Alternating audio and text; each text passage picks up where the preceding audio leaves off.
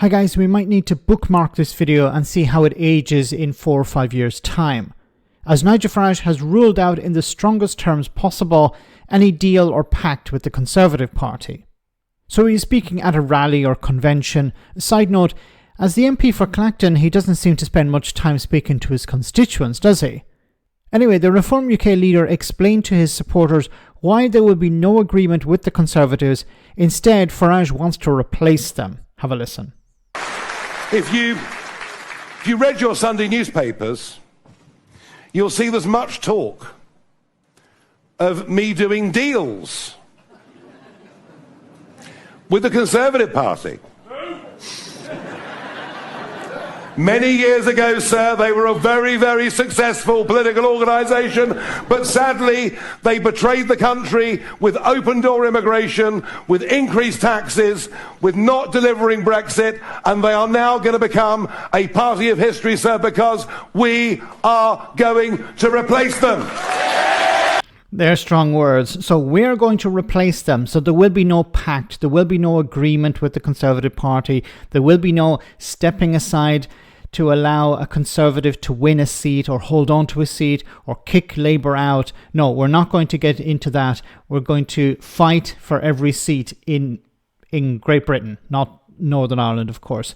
So we're going to fight for every seat, and it doesn't matter if the Conservatives have a chance of kicking out a Labour MP. We're going to fight for that seat as well.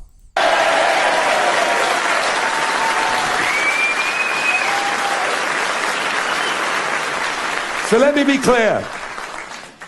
If you do a deal with somebody, and perhaps I'm old school, because I believe that my word is my bond, all right? Was your word your bond when you spoke to the fishing communities before the Brexit referendum? Was your word also your bond when you convinced farmers to vote to leave the European Union, or small business owners who were worried about extra bureaucracy, or the bureaucracy that they had been convinced was the result of being a member of the European Union, and you said would disappear if the UK left? Was your word your bond with those people? But if I shake someone's hand and do a deal, I look into their eyes and I do the deal on the basis that I trust the person that I'm doing a deal with. I made, I think, a very magnanimous gesture as leader of the Brexit Party back in 2019 when I said we would stand down in 320 seats to give Boris a clear run to get in and get Brexit done. And it was the right thing to do at the time. It may not feel like it today, but it was, I think, a moment to put the interests of the country before the interests of myself or the interests of the party. I don't believe that for a second, because this was about protecting Nigel Farage, because there was a real risk.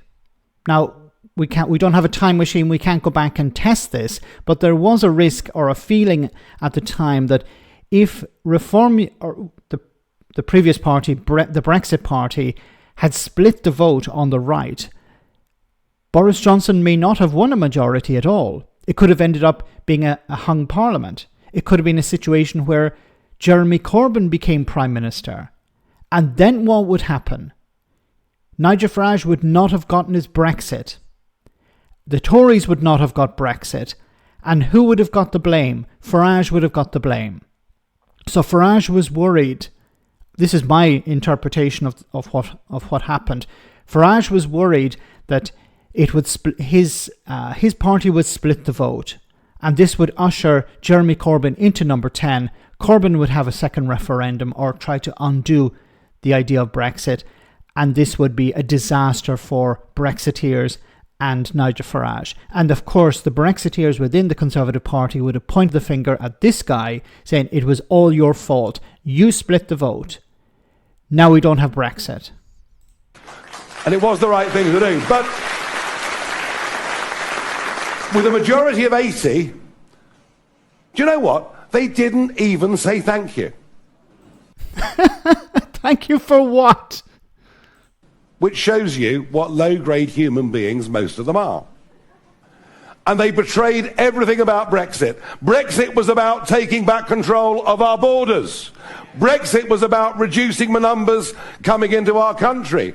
Brexit was about getting rid of excessive legislation that ties up so much of the time and effort and money of the 5.5 million people out there, men and women, that run small businesses. Brexit was about re-establishing confidence in who we were as a country.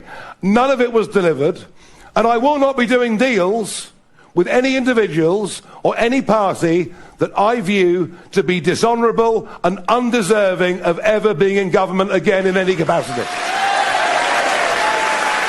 There you have it. So there will be no deal. Well, not yet anyway. Look, once again, I said at the beginning, bookmark this video because maybe in 4 or 5 years' time, Nigel Farage will change his tune. He has always changed his tune. He's always promised one thing and then delivered something else. He told people, if we leave the European Union, we can have X, Y, and Z. And of course, X, Y, and Z have not arrived. Well, it's not his fault. It's because the Tories didn't take advantage of Brexit. They didn't deliver the type of Brexit that he was selling. Now, I think we're going to have to look at the May elections to understand if Reform UK really have any traction. Because if they fail to succeed in winning a significant number of seats in the May election, the local elections, then it's going to be pretty difficult for him to sell this idea that his party is going to replace the Conservatives.